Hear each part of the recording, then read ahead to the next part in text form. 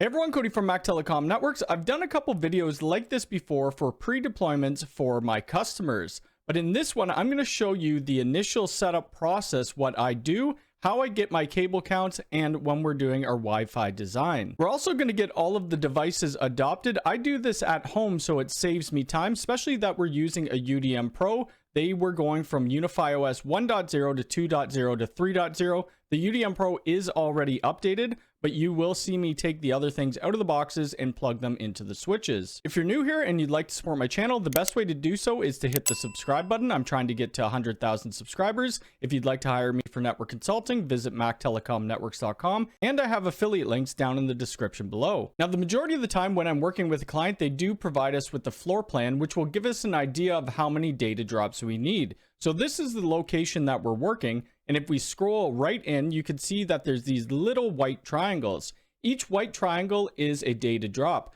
We're also going to be adding some cameras, some access points, and the client actually wanted Unifi access, and they only told us about a week and a half ago, so we'll go over that shortly. So once the client gives us the floor plan, I usually put it into Unifi Design Center, and this way we could predict how the Wi-Fi is going to go as well as our camera angles. Once we physically install all the gear, we're going to want to validate it with something like the NetAlly AirCheck G3. We've already done all the cabling for this site, but I will be showing you on-site job of us installing the network rack, doing the terminations, and installing the cameras and access points. Also, the Unifi access controller. I've already completed this whole design, and we put in our walls, we put in our data jacks, we have 6 dome cameras, we have one AI 360, which will actually be an AI Theta, and then we have our Unifi access kit on the end. One thing Ubiquiti needs to add to Unifi Design Center is the ability to have a single wall socket. So if we go over to our devices and cable and connectors, you would see it starts off at the Unifi wall socket 2 times RJ45 and just goes up to 16. We need something that is for single use, because each one of these data drops is just one jack. A really nice feature with Unifi Design Center is the ability to do cable routes. So this line right here is how our cable would be running back to our server room. And this will give us an indication on how many boxes we're gonna need. So if we go to the left-hand corner, we have floor plans. We could click on equipment list. On the right-hand side, it's saying that I need 12,651 feet of cable, but this is because those are dual drops, so you could cut that in half. I ended up buying 8 boxes of Unifi CMP cable Cat 6. And we still do have some leftover cable as we didn't have dual drops going to each one of those rooms. Also within Unifi Design Center, you could lay out your rack, which is really nice. So you click on this icon. I just took a screenshot of it so that we could zoom in a little bit. But at the top, we're going to have the UDM Pro and then a patch panel. We're going to have a 48 port PoE switch and then 2 patch panels and another 48 port PoE switch. We didn't end up going with the Pro switches because at the time they weren't in stock, and I don't think they are either right now. Now comes the question, if you're not using the Unifi Pro PoE switches, how are you powering up the Unifi Access Hub? Because it requires PoE++. Well, we ended up buying a PoE++ injector. I usually don't like doing this, but since it's for one door, it's not that big of a deal, and they just added this door in about a week ago. For our keystones and our patch panels, I went with vertical cable. I use their one punch tool, and we use their VMAX jacks, and I also like their keystone 24 port patch panels. The reason I like them, it comes with the cable management arm.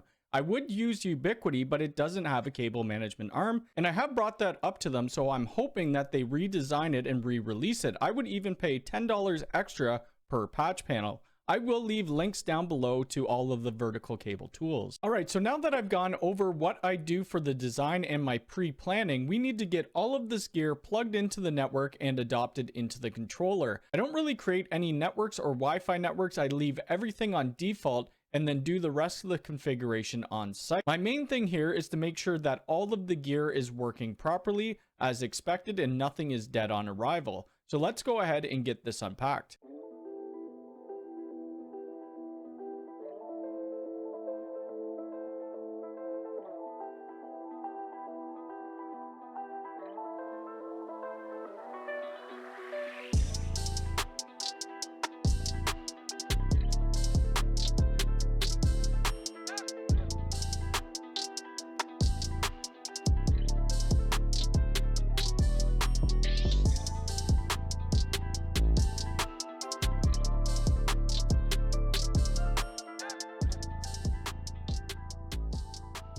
Now we have everything out of the boxes and it's all plugged in. We need to do the initial setup. So we could either go to the IP 192.168.1.1 or you could do Unifi/. And here we go. This is the initial setup for our Dream Machine. I'm going to go pretty quick through this as I've done it a bunch of times, but we're going to set up the UDM Pro.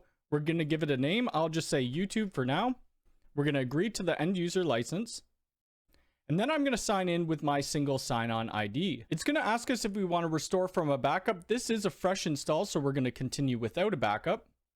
And then it's going to start the speed test. This is just plugged into my home network, but we should be getting about a gig by a gig. All right, so now the UDM is up and active. We could see that we have a few updates for protect and access. I'm going to update those right now as we're going to be using them. Let's get into our network controller and get some devices adopted. You can see right at the top, we have our UDM Pro, and then we have our 2 switches and 1 U6 Pro access point. I have the other 3 access points already at site. So let's go ahead and adopt all 3 of these. Now all of our network devices are adopted into the controller, and this is pretty much all I would do unless the customer already gave me a sheet of networks that they want me to configure, so I might do that. Within the new Unifi 3.0, we could now do WireGuard within our UDM Pro, which is great. But what we need to do next is get our cameras into Unifi Protect. In this system right now, we only have a 4 terabyte hard drive. I will be updating it to an 8 terabyte hard drive, but we're going to go to our Unifi devices, and then we're going to just start adopting our cameras. You can see that the AI Theta, we can't adopt it. I don't have the camera lens plugged in, so I'm going to have to plug that in.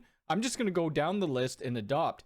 We can see that we have a UP Sense here, and that's just because I have the U6 access point plugged in and it's broadcasting through Bluetooth. It is managed by another console, which would be my U6 Enterprise. So let's go ahead and start adopting. And you probably heard that going off. So that's the cameras saying that they're going into the controller.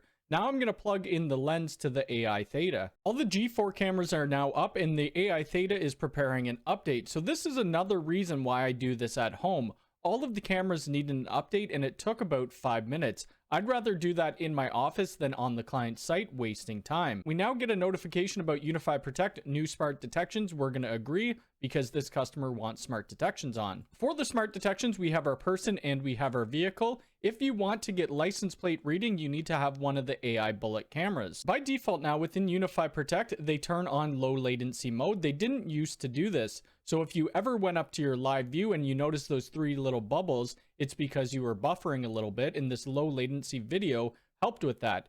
If you still are having that issue, you can turn off the advanced insights and that should help. And the last thing for us to do is to get our Access Hub and our Reader Pro into the Access controller. We will be using UID with this customer as they need to be able to open the doors with their phone and they want to be able to have multi-factor authentication on their VPNs, which UID does allow that with their Adaptive VPN. I have a video about that and I will put it down below. So let's go ahead and set up access.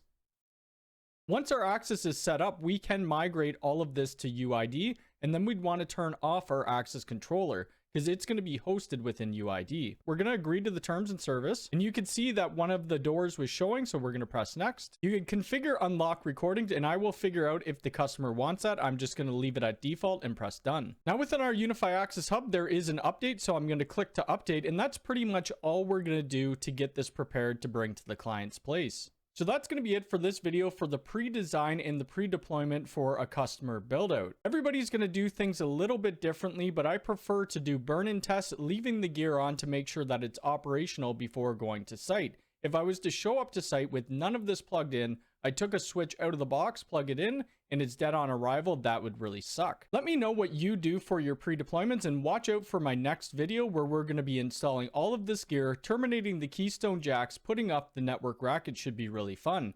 If you like this video, hit the thumbs up button. If you're new here, please subscribe and hit the bell icon. All right, thanks.